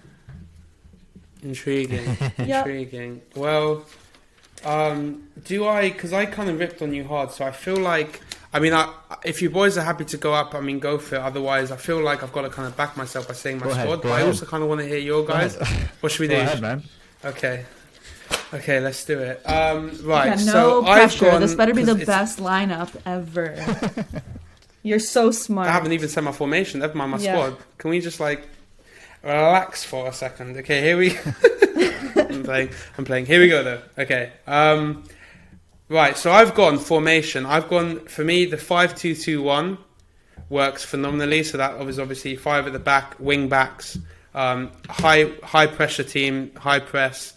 And then we've got the 2 midfielders, one who essentially sits back as a support to defence, but then obviously that allows the 2 kind of, not the central defender, but the 2 other defenders, and when I name them, you'll see why, to kind of step forward, knowing that midfielder always sits. And then one of the other midfielders kind of free roam, box-to-box, attacking threat. Then you've got the 2 wingers, and then you've got the big man up top, who I will come to in a minute. So that's basically kind of the identity of the team, strategy of the team. So, in terms of the team, completely agree with Alex. I've got Mendy in goal. For me, in terms of, obviously, any of the top teams, they're actually, I looked earlier, they're actually all 7 clean sheets at this moment. It's Ederson, Alisson and Mendy. They all have 7 clean sheets at the top. But in terms of a shot stopper, the person I want if the defence is getting a little leaky one game, definitely Mendy. Phenomenal shot stopper. Good awareness. I mean, obviously, he had a bit of a shocker, Man United almost giving further goal, but on the most part, Mendy is a reliable keeper. He's big, he's strong, he's fearless. And in a team with the style that I'm playing, I definitely want someone like Mendy. My 3 defenders, I've got Rudiger, Van Dijk, and Ruben Diaz. I just think Van Dijk is a world-class player. Even when he's not on top form, I just think he's such a leader, and he's never afraid, and he's making those brave tackles. He's always in the right spot. He's commanding from the back and the middle there. And then Ruben Diaz and Rudiger are kind of those 2 players, as I mentioned earlier, who are kind of pushing forward a little bit and, will kind of drive the ball forwards for as long as they can before a player decides to put pressure on them. And they're both capable of pinging a long pass. Rudiger can even ping a 30-yard shot and, on target, top corner sort of thing. So as my defenders, then I've got James as my right wing back. I mean, the thing about James is, if you ask me if he's the best sort of defender as a fullback in the league, I'd say no. If you ask me if he's the best attacking kind of fullback in the league, I'd say no. But with all of these, he's right there. He's right there. Like, he's just below the best. But he's that for so many things. But he's also probably the best kind of goal scorer in terms of a fullback. So you've got all that going for him. So in terms of like a combination of everything, he is the best. But he falls number 2 on a lot of them. But then other ones like Alexander-Arnold, definitely number 1 going forward, but questions defensively. And then same with like Wan-Bissaka, for example, phenomenal defender, big questions going forward. So I think Reece James, perfect wing back, kind of, yeah. I mean, I don't think I need to say anything else. Cancelo, left wing back for me. For me, I mean, again, both sides of the pitch, up and down, he's a good defender, he's quick. I mean, what kind of sold it for me? I mean, a player that's capable of, I don't know if you saw, I think it was the Man City-Everton game, when he played that ball into Sterling, like the most filthiest ball with the outside of his foot. I mean, like just before halftime. I mean, a player that's capable of that's your fullback, I mean, is dangerous. And I still believe he is a good defender, like more so than Alexander-Arnold. I think he's a better defender. So that's why I put him there. And then I've got in the 2 middle, I've got Kante as kind of my kind of holding player. Kante does many things very well. He's got phenomenal IQ, phenomenal distribution, short, long, whatever it is. But for me, Kante is that guy who's going to break up play, win the ball back and get things going again. I don't think there's many players in the world that does that better than him. So that's why I've got him there. So I'm taking a long time to get through it. But then I've got Smith Rowe as my... I think Smith Rowe is having a phenomenal season. And I don't think... Different to Neto, as I was saying, I think he's there. I think his ceiling's even higher, but I think he's there in terms of the conversation for one of the best kind of cams in the league. In terms of what he does, box to box, he works hard. He's got phenomenal touch. He can pass, he can shoot. I just think he's a phenomenal player that, again, the sky's the limit for him. Then my two wide players, I've got Mane and Salah. I just have to. I think they're arguably, for me, like the two best wingers in the league in terms of what they do. Salah's just a no-brainer. I mean, the guy's got 19 goal contributions, right? The closest is Vardy with 10, 'cause he's got 9 goals and 1 assist. But I mean, he's leading the league in goals, and Salah's like one of the top, maybe even top in assists. Like he's doing what Kane did last season, but for me, like an even higher level. It's just ridiculous. And I think just Mane's a phenomenal player. Again, tireless worker. He works so hard. And in a game where you have a high-pressure team, sometimes the winger will need to cover and kind of fill in. And I think Mane works so hard that he would do that 90 minutes non-stop. And he's obviously phenomenal crosser, phenomenal finisher. And then up top, for me, I love Ronaldo, but I've got to put Lukaku there. And I know he's been injured. But for me, Lukaku... In this sort of system, he's going to work. As I said, if you've got a high-pressure team, Ronaldo's just not in the conversation. As soon as I say it's a high-pressure team, for that strategy I'm going for, it's just... So I think Lukaku's a player that works hard. As a lone striker, he's just a phenomenal target man. He's strong. And when I've got players that I mentioned, the two wingers, two fullbacks who are going to constantly deliver in, I think he's strong. He's always in the right position. He's got, again, a high IQ, and he's a perfect target man for my team. So, yeah, that's my team. Please, whether you agree, disagree, rip away. Honestly, it's a good team. I can't really say much about it. It's a really good team. Yeah, they have players who support each other, who definitely give the options for outlet passes. Again, with the fullbacks, with the wingbacks, they have the strong defensive line that they can support, and definitely put a lot of pressure on when it comes to them attacking going forward. They can know that those 3 center backs are definitely the strongest center backs in the world right now, who can definitely support them, and if they can allow that space and live in that space to make those attacking runs. And going forward, one of the best midfields in the game as well. And again, when it comes to going with the wingers, again, you have Salah and Mane. Again, they just always do the magic. And when it comes to the pitch, Salah, one of the best players in the world right now, again. And yeah, I can't say anything wrong about it. If you want, I can go kind of piggyback with your team, because my team is a little bit similar. But yeah, I'd be intrigued. You're intrigued? Okay, let's go. With my side, I can definitely say I love that 5 at the back as well. I definitely love that wing back play, because I'm like a wing back myself when it comes to football. I love that going forward and having that player who I know is going to be able to do both sides of the pitch. Honestly, I think wing backs is probably one of the hardest positions in the world to play. Oh, 100%. The hardest, no doubt. You have to be able to do something going forward when it comes to attack, being really creative on the pitch, being really, really creative when it comes to decision making with passes and crosses going forward. You have to be one of the best at that as well. And when it comes to defense, you have to be able to make those supporting runs when it comes to tracking back, holding position, supporting the defenders in every way possible. So I know that when it comes down to wing backs, like, they're really valued in football, and having those on the pitch, those strongest wing backs in the world, it's definitely something that benefits your team in every way possible. So I'm gonna go with a 5-2-1-2. I'm gonna play a little bit more, not so attacking minded with three attackers going forward, but a 5-2-1-2, so I can have the support down the middle as well. So to start with my goalkeeper, I'm gonna go with De Gea, just because when it comes down to it, he has one of the weaker defensive sides when it comes to club football. So when it comes down to it, he makes those clutch saves. He's really strong when it comes to those moments where he has to step up and make those big saves.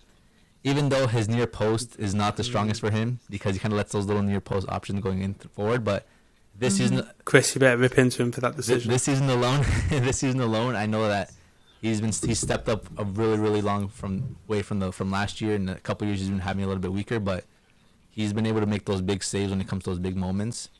Even though comparing to, like, when you guys mentioned Mendy, yeah, he has a lot of those shutouts. He has a little bit of clean sheets and whatnot, but a lot of that does come down to the strong defensive line he has ahead of him, right? He doesn't get. Agreed. To that point, I agree. He doesn't get many shots on target, many chances created on target, but when it comes down to, let's say, when the defense isn't there for you, De Gea is definitely one of the strongest for those big saves he has this season so far that I've noticed. When it comes down to the right back, Wing back. I'm gonna say I'm gonna go with Arnold. I'm gonna think more attacking minded, just because I do have the supporting midfield who can definitely support the defensive side a bit more. I'm gonna go with Trent on the right. Defensively, I got Diaz, I got Van Dijk as my captain, and I'm gonna say Varane. Even though Varane gets those injuries, but he's still a quality defender. He's definitely a defender that you can definitely keep back there when Arnold's going forward. You have Van Dijk there leading the defensive line with his leadership, being able to his communication, his instructions from the backside. And when it comes to the left wing back, I'm gonna go with Cancelo as well. Even though Cancelo can play both sides of the wings, I have to give Trent to the right and then Cancelo to the left, because when it comes to the left side, there's no one near as close to him as Cancelo is right now this season. Going forward, creating those chances, being able to use again his both feet as well. He's pretty strong with his left foot, but again, when it comes to those crosses, creating those chances with the midfield, creating creativity, he's definitely one of the best right now in this league this season. He's even shown it in Champions League against strong competition as well. And that's the defensive line for me, yeah. Going midfielder now, I'm going to go with Kante. Again, great box-to-box, supports the midfield a lot. He definitely goes forward as well, attacking minded a little bit. But he's always running, man. He's a player that you want to keep running on that pitch around in circles, make sure that he's recovering that ball as soon as anyone loses it on that pitch. The player next to him, I'm going to go with Fabinho. Again, a really good, strong box-to-box as well, but he's also a really strong and defensive-minded player. He's really strong there. Now going for the cam, the attacking position, I'm gonna go with Pogba.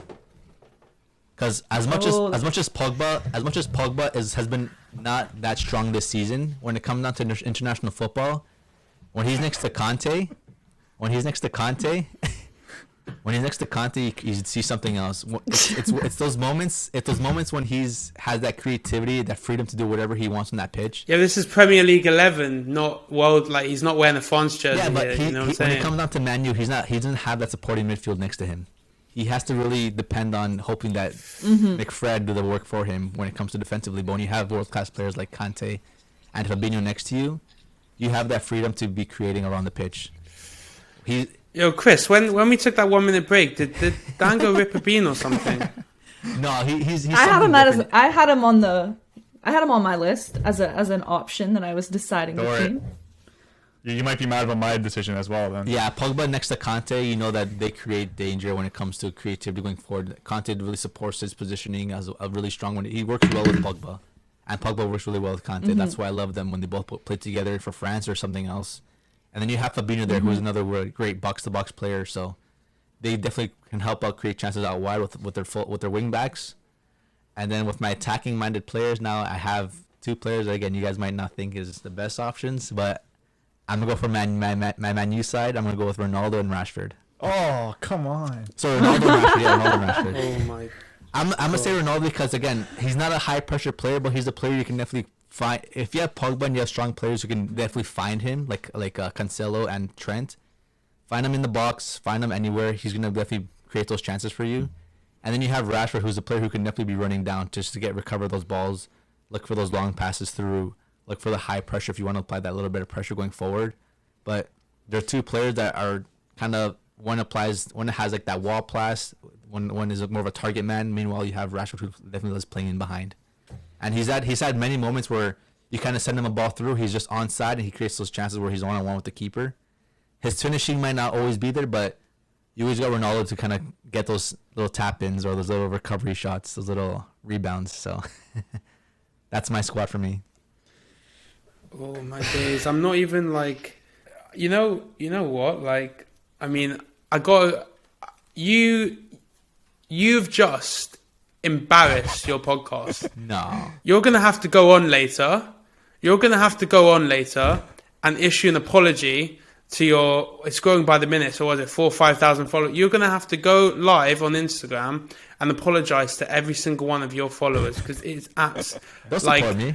I mean, support me. Is there a new strand? Is there a new strand of weed you guys have been smoking called Bias as Fuck? Because, I mean, that must be a strong fucking strain, because I mean, fuck. Before I even get into it, I'll let Chris try and save this podcast because it's sinking faster than the Titanic. But I think Chris, go for it. I think everything's fine besides the front three. I do agree with Pogba, but not in the cam position. He needs a different type of position. And Rashford and Ronaldo, I don't think would be my ideal strikers in this 11. The Premier League doesn't have the Premier League with strikers. It's really difficult. Like the strongest right now, I can definitely say is Lukaku, one of them. But when it comes to the top teams right now in the Premier League, like Man City too, they don't have a striker. Jesus comes in every once in a while to play a game. Liverpool, they don't have a striker. Fabinho sometimes shows up. Jota sometimes shows up, but Jota too, like he's definitely a player you can toss on the wing. Yeah, their best all-in-out striker is Divock Origi, who never plays. Yeah. Do you know what I mean? And when it comes down to Chelsea, it's really just Lukaku, and Lukaku's injured. Like Werner, does he step up? Not really. Again, it comes down to their fullbacks creating big chances for them, and then who else is up top? West Ham. Okay, they have some strikers, sure, but like when it comes to strikers, I even toss in Greenwood there too, because he's a great finisher. He's a good finisher, but again, he's young still. He needs a lot to learn. Just love United too much, I think.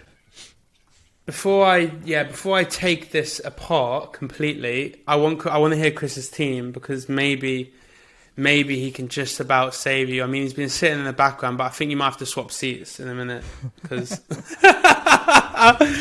Chris, go for it, man. So I'm going for a 4-3-3 as well, same as Alex, but it's a little bit different. So I like to play a sort of Guardiola type football. So my right wing back is going to be Trent, because I think he's the best fullback in the world. Well, right fullback in the world. Yep. My two center backs is going to be Van Dijk, and I know this one's going to be a little bit far out, but I want Romero as my second right center back. Because Romero from Spurs, because I want that dog at center back. My two options were either going to be him or Rudiger, but I feel like Rudiger fits more in a 3-back. Romero thrives in a 2-back. So, because I think I'm going crazy. Did you just say that one more time? I love Romero. Well, it's also because I'm a Serie fanboy, so I love the way Romero plays. He hates me, but it's Romero. Trust me. If he's in a good squad, I'm telling you right now, he'll perform. Left wing back is Cancelo. Can't really find a better left wing back than him. Now my 3 in the mid, it's going to be Jorginho as my holding mid, because I would like to keep possession.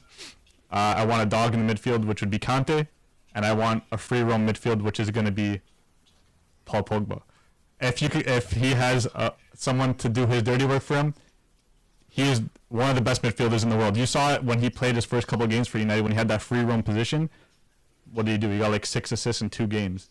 He thrives when he has that free roam position. So if he has Kante and Jorginho doing his dirty work, he got something good. My front 3, my wingers are going to be, it's going to be Salah, Mane. There's no one better than them in the Premier League. And then up top, I don't like playing with strikers. I'm going to go with KDB as my striker, because I want Salah and Mane to be the ones to push him behind, and I want someone to be able to create right behind them, which would be that KDB false nine type situation. And that's my 11. Not bad, not bad. Again, Dan, thoughts on Chris? Is if you like that is a better 11 than yours. No, can you at least admit that? I know he has more attacking-minded football. I like to. I mean, if you want your team to be a bit like what Man United like right now, then yeah, fair, but like, I don't think that's what you're going for. No, I love the wing play. So I love having those wing backs who can definitely push forward. I love being able to create chances from out wide. Again, if it comes down to having crosses into the box, I know Ronaldo's going to be there for that. And again, everything comes for the middle too. So Pogba is a lot more creative when it comes down to having those great passes through. Those beautiful passes when it came to France football next to Kante. And again, like Chris mentioned, Kante and Fabinho, like they're definitely the players you want in the middle, because they're going to work hard. They're going to recover those balls, and they're definitely players that you can definitely do outlet passes with when it comes to the wing play. Okay, definitely. I think Jorginho. I don't want Jorginho. Was a great shout, Chris. He likes Jorginho. I don't like Jorginho. This season he's different. He's different class, and problem is the way he's playing this season. Right, he's not on the score sheet because he's not scoring as many penalties because they're not getting as many. But like he's doing all the quiet things this season. Do you know what I mean? And players that don't get noticed. but he is always one of the best players on the pitch, but he does all the little things. And I think as well, Chris, that in Pep's system, I think Jorginho would play that position so well. Arguably one of the only players that can play it as well, if not better than people who currently play there, such as Rodri, etc. I think that was a really good shout. Kante, I mean, he was in mine, so I can't disagree. Pogba, I'm not sure, because I get the logic. I do get the logic of if Pogba was a player he should be, there's no question. He can be, but he's not continually. He can be that player. No. Even in this style, you've got so many better centre midfielders. Pogba. I'm thinking about France Pogba when it comes to playing next to players like Kante. Like, look how he performs under Man United, because he's beside McFred. Like, what do you expect? When he plays that left mid role, he does work. He does work because. Do you want me to say something? So I'm going to say something to show you how strongly, I believe what I'm trying to say. Okay. So we obviously spoke a bit earlier, saying how Ruben Loftus-Cheek is third choice centre midfielder behind Kante, in that row behind Kante, behind Kovacic. I would put Ruben Loftus-Cheek before Paul Pogba. Yes.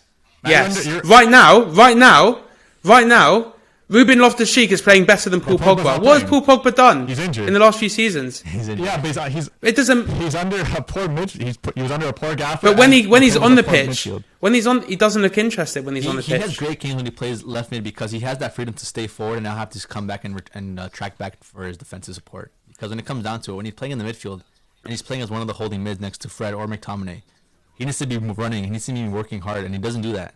That's why he's not a good player to be playing with a two midfield like that. But when he's next to players like Kante or I agree, he's in the wrong system. Yeah. He's in the wrong system, 100%. But like the most disappointing thing about Paul Pogba is his natural ability is like one of the best in the world. Like if he wanted to, he could be, and maybe it partly is that he's in the wrong system, but he could be so. It's even more disappointing that he could be so good and yet he's so bang average. It's not even like he's playing quite well, but because he's that good, he could be playing better. He's so bang average at the moment. No, I agree too. Like I don't think he's been playing the best football he's ever played in a while. Like his best moments were definitely with Juve, and his best moments are definitely with France and football in general. But again, when it comes down to it, you know what he can create. You know that he can create magic, and he had those moments in football where are like outstanding. I feel like he needs to be played in the right position, right system. And that's not it for Man U. But we all know that he has that talent and he has that quality if put in the right system and if put in the right And another formation. thing, you know that he's still a top talent because teams like Real Madrid, Juventus, and PSG still want him on their team. Yeah. It's not like he's fallen off so much that he can't get into a big team. If he goes to one of these teams, I think he starts every week. Even with the injuries and maybe the little playing time he gets for Man U. But I think that's all based on his potential, which he's never fulfilled. I think he gets in. I think he's fulfilled. He would get into those squads fully based off his potential rather than based off how he's playing. If you base the decision fully off how he's playing right now, he would not get into those sorts of squads. He would not. That's just a fact. He would. I feel like that is just because if you let's say you put him into a Real Madrid midfield, you're putting him into a midfield with Casemiro and Toni Kroos.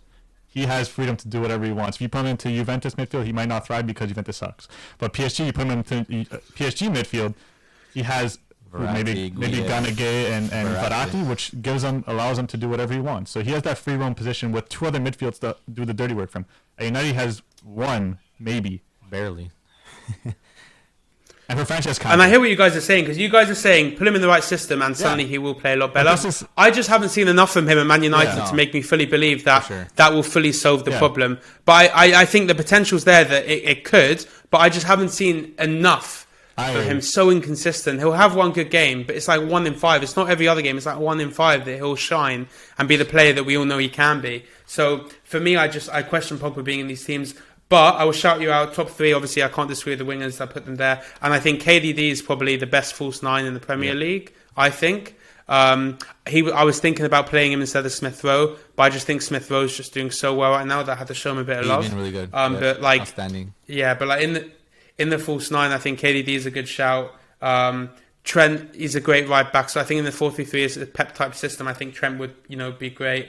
Romero, that one's not. I know it's based off that form, but Are the Spurs fans paying you, It's just or bringing me back what's to his going on there? Atalanta days, because he done so much for that team that I know what he could do. It's just Yeah, but on the Premier League, I mean, he's not played bad. I Don't know. get me wrong. I'm not saying he's sucked, but I'm saying he's nowhere near. I mean, like some of the centre backs we named. I mean, I'd maybe put him in front of like Maguire and Varane. I'll come back to Dan in a minute, but I just don't know, like Rudiger, Ruben Diaz, like just Rudiger and Ruben Diaz. You're saying you put Romero ahead of Rudiger and Ruben Diaz. Explain why. Explain why. I will. I'm gonna hear you out. Explain why. okay. So my reasoning for not having Ruben Diaz in the squad, he was my second choice, but because I have Van Dijk in this team, I don't want two Van Dijk type players, if that makes sense. I wanted that. That dog of a center back that's going to go into challenges. He's going to push up a little bit and go into those challenges. But that's Rudiger. That's Rudiger, and I hear your Ruben Diaz point. I think that's a very fair point, and I can actually accept why you haven't put Ruben Diaz in there fully. But then exactly what you just said about Romero, that's like Rudiger. That's Romero on steroids. Rudiger, like that, the way he's playing right now, Rudiger's better. You can't. Yeah, I'm playing a back two, which Romero thrives in. Back to Rudiger. Rudiger doesn't really thrive. He tried it when he played for. Well, I think Lampard played a 4-4 with 4 defense at one point. I can't remember, to be honest. He played a 4-back. Even for Roma, when he played 4-back, he wasn't that good in a 4-back. They had to push him out to right back. So in a 2-back, I love Rudiger as a player. I just don't see him working out as well as Romero in a 2-back. You know, I'm not fully convinced, but I think Justin, I think I'm going to let you crawl out of it there. But someone who's very, very deep in the pit. I mean, All right, let's go back. Help me out, Chris. Help me out here. Varane, is that it?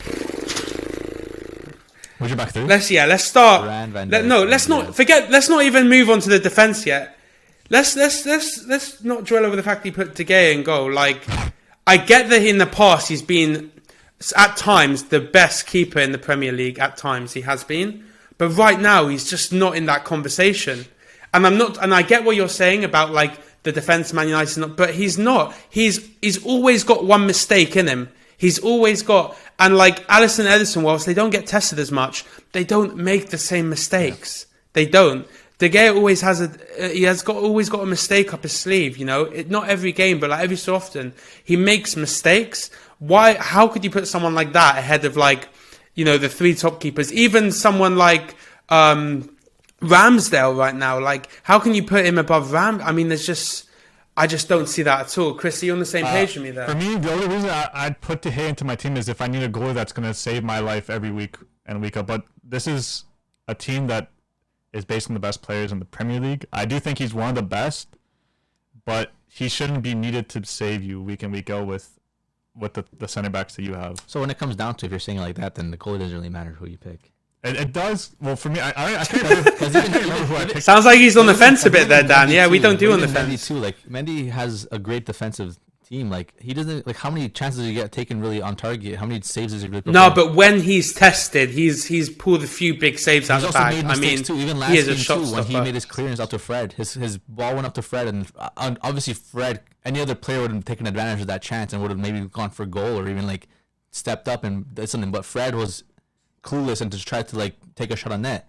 But there's even, I think it was just giving the ball back to him. I think it's being polite. I think you meant to give this to me, just not back. Fred had the space to go down and even like that pass into Rashford there or whoever was next to him. But again, when it comes down to it, a lot of keepers do make mistakes. But when it comes down to like that save where it's like on target or even like just making those big wonderful dives, and he's really strong with his leg, because even against Chelsea, the first couple minutes in the game, was it? They made great saves. Was it against Adoy there? Adoy had an open chance on goal, and he had that great toe save with his foot. And he's one of the best keepers when it comes down to saving with his feet. When it comes to one-on-ones, he's one of the best because he has that spider leg movement where he's able to come out and kind of take all your angles away. When it comes down to, he does make mistakes in situations, but that also comes down to defensive support, where it's like that one game. No, it doesn't. Game against City where it was Luke Shaw, he kind of let that ball run through, and Silva got that ball, and his first post was open. It's like, do you really expect that from a poor decision making from Luke Shaw? Individual. I'm not talking about that. I'm talking about individual, just purely individual errors.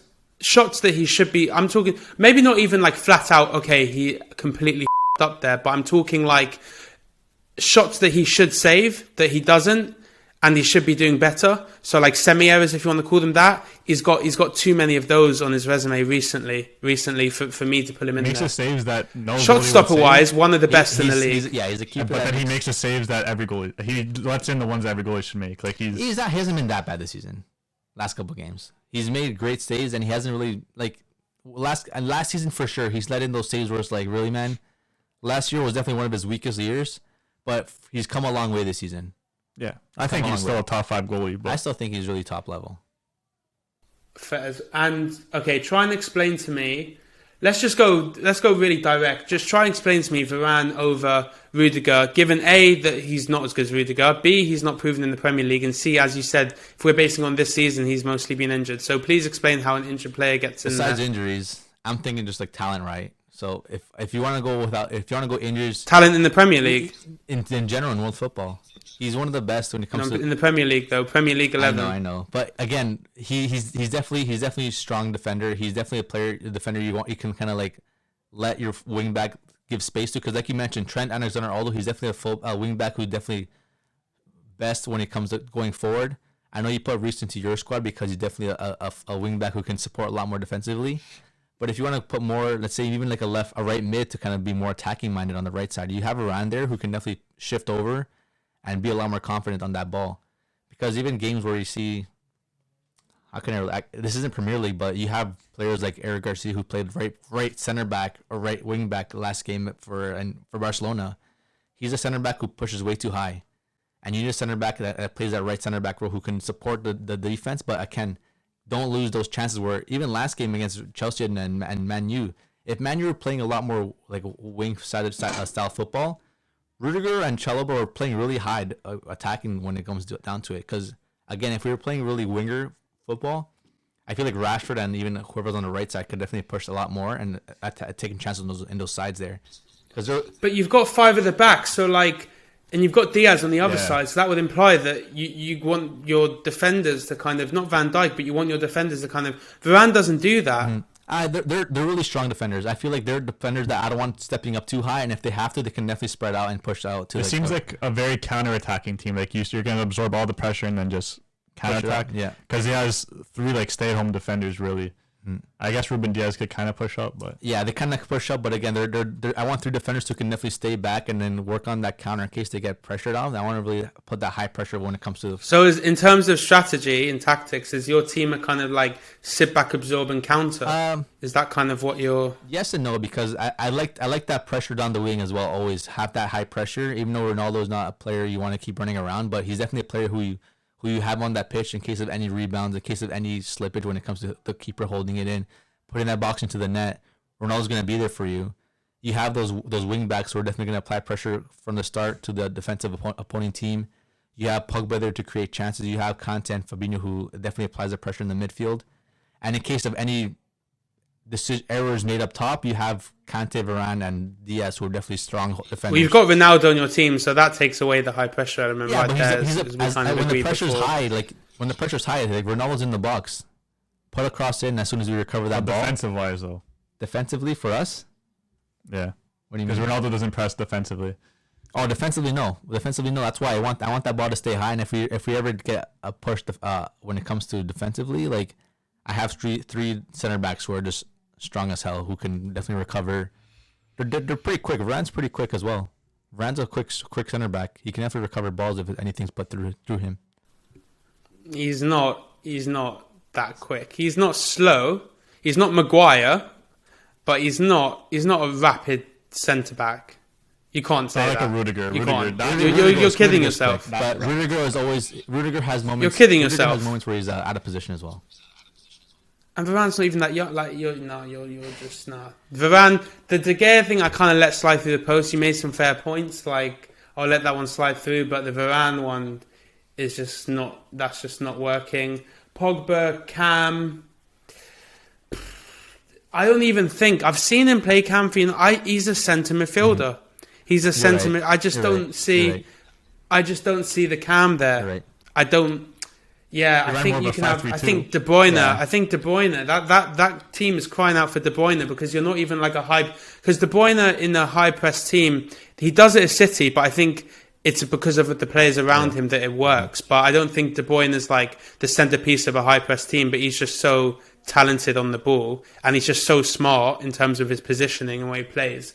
But on a team like that, I can see it working, De Bruyne, very well. So I think you've been way too biased and jumped the gun there, and sometimes you have to kind of like suck it up and say, I'm going to put a City player in. Maybe. So that's disappointing. De Bruyne too. He's a really strong player, but even this season too, he's had moments where he's kind of hiding behind the other players. Even though he has had to deal with injuries, there's been moments where you kind of don't see De Bruyne doing too much. But again, he's world class in the moments that where he put him in. Doesn't have to. The team is so good. No, for sure. That's exactly it. Right. So you're right. Yeah. Rashford. So that's two where you've kind of Rashford. I don't know there, as we say in England. Rashford. But there's so many. Yeah, sorry, I've talked too much, Chris. Let go into Rashford, mate, because there's so many better players than Rashford, in my opinion. I get that he does like the high press and he's good on counters, but like you could find someone way better than that. Like Salah didn't even make your team, and Salah's the best player in the Premier League. Well, I'm not playing. How is Salah not in your team? How is Salah not in your team? But if he can play as a two striker. He can play as a solo. No way. He could, but with Ronaldo, he could play as a two striker. 100%. Salah in there then. The only thing is, if you play with Salah and Ronaldo, you gotta play it. You definitely have to absorb it. There's no high press in that team at all. Yeah. Chris, I'll let you decide, but that's 3 forfeits right there for Dan. I'm biased. That's a sad Rashford plays moment. a good football when it comes to breaking the defensive line and making runs going forward. He's quick. He has great acceleration where he's able to change his pace a lot quicker. And when it comes down to when you're setting a ball through, like he's always like he has those nice runs. You can't say that. Yeah, he's a great player. I just don't think he makes an 11 though. Salah's just a better version of Rashford for sure, but maybe in a couple of years, maybe not, because Salah's not far away from a start of a decline. Not right now. I mean, he's elite right now, but 5 years time maybe, and Rashford's just kind of in his prime. But right now, I just think Salah's better when he plays down the wing or on the right side of the pitch. 100%. But with how good he is, he's able to go against defenders 1-on-1 and able to cut into his left foot. Even knowing that the defenders know that he's going to shoot with his left, he's definitely going to be able to take those chances away and put those shots on net and score those goals. But Rashford, I feel like he's definitely a player you can play behind the defenders and make those runs in behind. Meanwhile, Salah too, he makes those couple of chances, but he's strongest when he comes 1-on-1 and starts from the right side, going in. But he's just a world-class player that, like, if you want to have that formation, that's fine. But like, you've got to put Salah in that team, and he's that good that even though it's not his ideal position, you can put him next to Ronaldo in that formation. It's got to be done. Like, there's no you got to. Chris, back me here, man. Come on, you got to put him in. I just think he needs to tweak up his either his formation or the way he's going to play his team. Yeah, he's just got to go back to the drawing board, as they say, if you ask me. But yeah, that kind of just about wraps it up, guys. Thank you so much for coming on, man.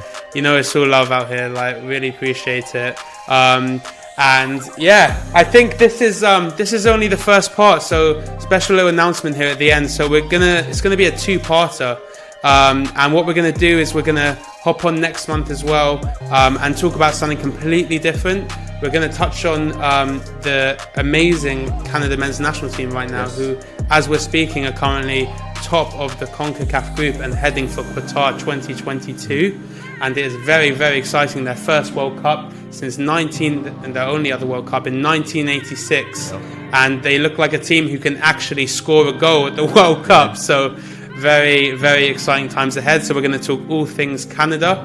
And we're also, to round off this beautiful 2-parter, we're going to see at least Dan and Chris back playing the infamous no-name football game as they go head-to-head to test their football knowledge on all things football. So yeah, just the usual. Make sure you subscribe. Make sure you go check out the Footy Culture, man. Like, holy like, they know what's up. Like, maybe not when it comes to Premier League 11, but when it comes to football, like, worldwide, as Dan was saying, man, they've got like so many different kind of cultures and backgrounds, and just so much going on that it's exciting to watch them clash. It's exciting to watch them talk, and the future is very bright for them. They got a dope setup. Thank you. It's sick, man. So definitely go check out the Footy Culture. Make sure you subscribe, follow. Same goes for TFF. Make sure you do the same. We're coming slow. We're moving a bit slower, but we're coming for sure.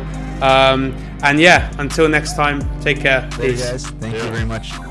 Football is all about the fans, the bleeding passion from every woman and every man. Of course, you know, without it, we probably go insane. Four corners of the world coming together for the beautiful game. The footy forum.